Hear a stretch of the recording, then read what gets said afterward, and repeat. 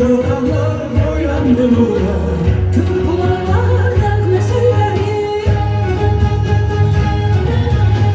Yollar boyu açıldı günler, ay yıldızlı bayramlar koşar. Har bülbül kalkıp gazeter. Bayram edir çengiyle şısa. Yiğit asker hak olsun özüm. Sağ ol desem alsalar sene. Azad edip torpaklarını Ferah verin milletine.